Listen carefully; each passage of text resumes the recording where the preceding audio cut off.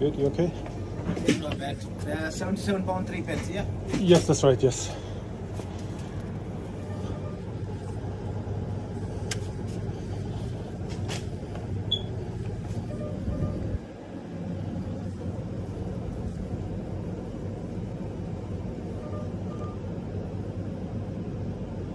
Okay.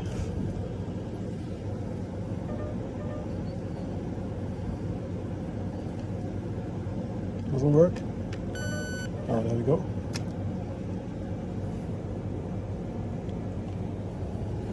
How do you do it? Magic. Huh? Magic. Ah, magic.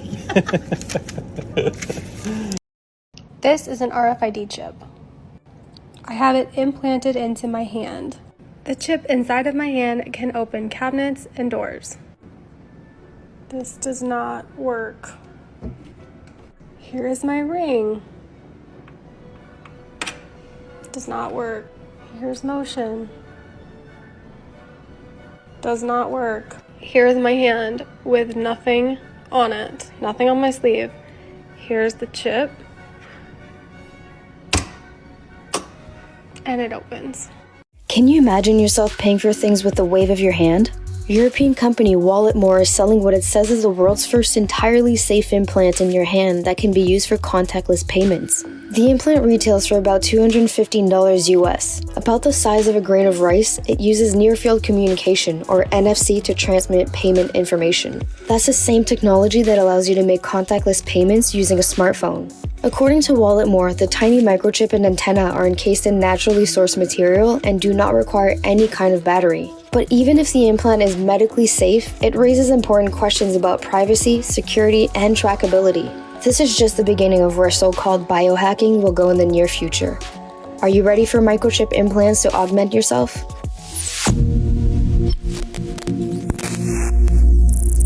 Listen to this. Instead of carrying your wallet in your back pocket or your purse, a tech company wants you to keep it under your skin. All right, so let's explain here. WalletMore is selling microchips implanted in your hand as an alternate payment. Could this be the future? Maybe. Once you set up your card info in the company's app, look at this, it says payments could be as easy as swiping your hand over a card reader. Right now, chips are not sold in the US. Crazy. Major prophecy, signs of the times. I want to give all the honor, glory, and praises to YAHAWAH, BaHaShem, YAHAWASHI, BaHaShem, RAWACHAA, QADASH. The bonus of my elders at Great Millstone taught me this true. Singing honors to the elect, peace and blessings to the 1/3, and confusion that faces in the four corners of the earth. Shalom. Revelation 13, verse 16 through 17. He calls of all, both small and great, rich and poor, free and bond, to receive a mark in their right hand or in their foreheads, and that no man might buy or sell, save he that had the mark or the name of the beast or the number of his name.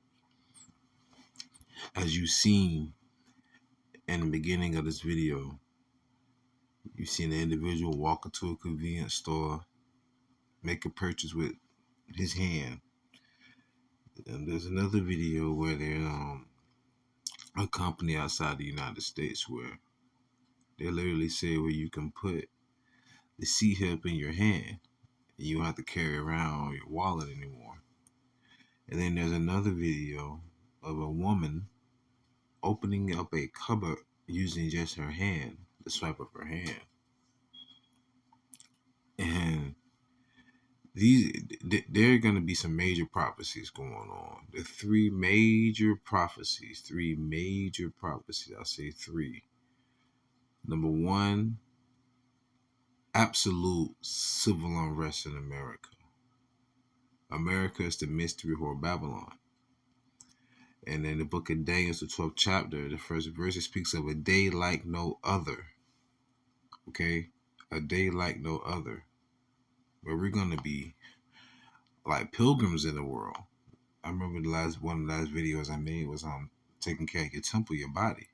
We're going to be nomadic. We're going to be moving about like the movie The Road, like the movie I Am Legend.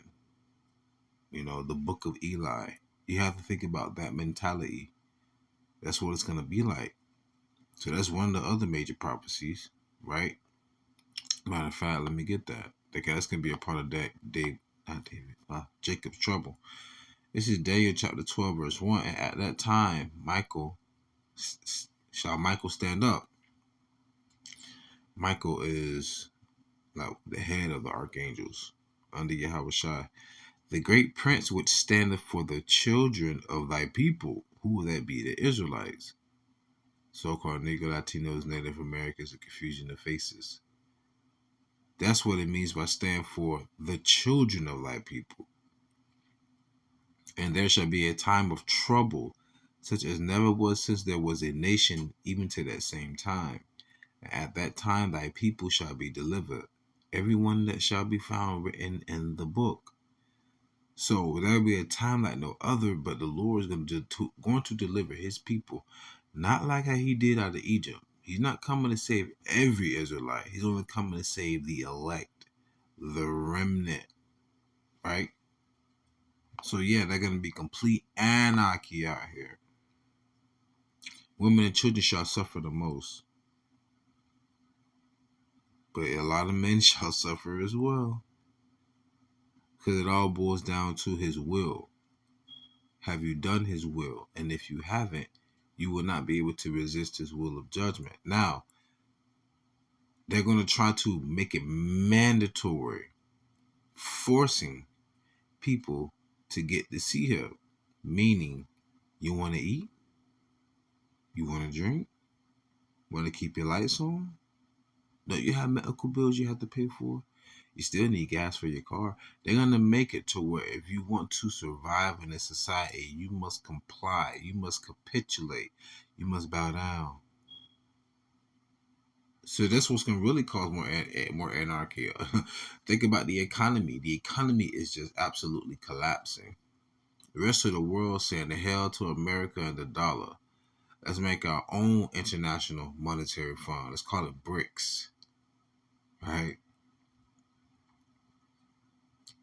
I think the prime minister or the president, whatever title they use for the head of India, didn't even give Zelensky, Ukraine, an invitation to the G20 summit. America losing allies. Saudi Arabia and Iran are now friends. Iran was an arch nemesis to Israel over there, the small hats.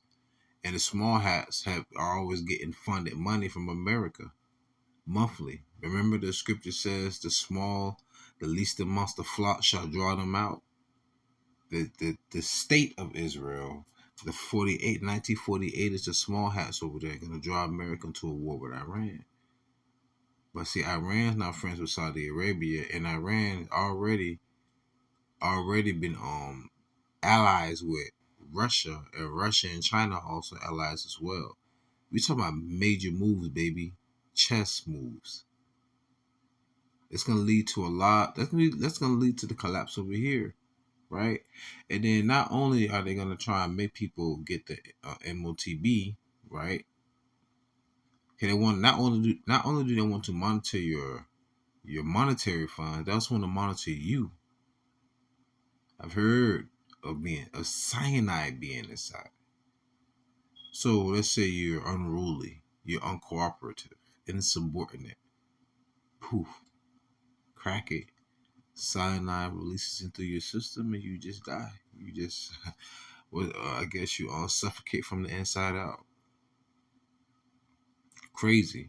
But nonetheless, though, after that, the complete anarchy in America, they'll become the thermonuclear warheads. When the scripture says, in Isaiah the 9th chapter, I think it's the 5th verse, every noise of the battle is become confusion and noise and garments rolled in blood. But this one shall be with fuel of fire. Ezra speaks about an arrow being shot from one end of the earth to another, and then the foundation of the earth being consumed with fire. What arrow can do that? It's talking about a missile. Once again, missiles were not around thousands of years ago. So you have to envision what you thought they saw and what the outcome would be. That's why it's parabolic. And they will be saved simultaneously. Like Paul said, in the twinkling of an eye. But these are the signs of the times. And all you Israelite groups out there that's not speaking about these signs of the time, outside of great millstone like-minded men, you're not going to win. Your consolation's on this side. You really don't want YAHAWASHI to come back. Because if you did, you will be warning the people, and you will be exalted, you'll be praying to shorten the days. You'll be looking so forward to the destruction of this place.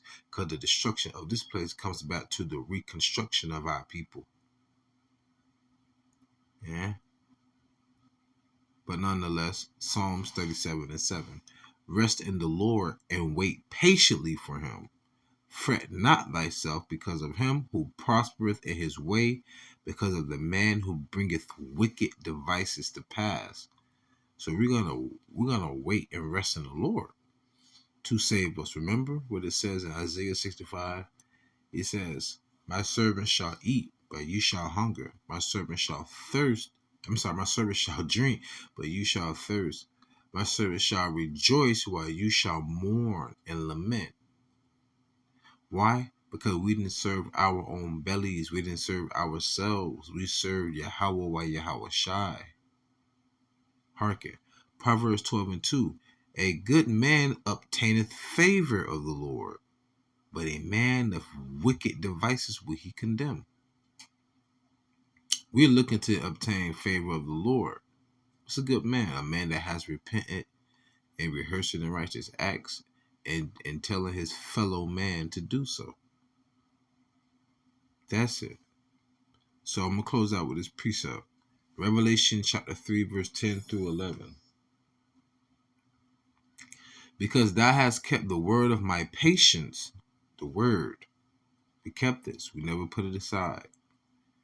I also will keep thee from the hour of temptation, which shall come upon all the world. So this is going to be a global event. It's already happening. It's just not being made mandatory. Right? So the Lord said he's going to keep us from this, which the whole world's going to be tried, y'all. Remember, a day like no other? To try them that dwell upon the earth. Behold, I come quickly. Hold that fast which thou hast, that no man take thy crown. Major prophecy, signs of the times. So with that being said, I pray you was edified and fed. Stay in the spirit. Don't fear it. Just endure it. Ask for forgiveness. Pray without ceasing. Stay humble. Remain diligent. Kwame Sha'Allah. Mufla Babal. Shalom.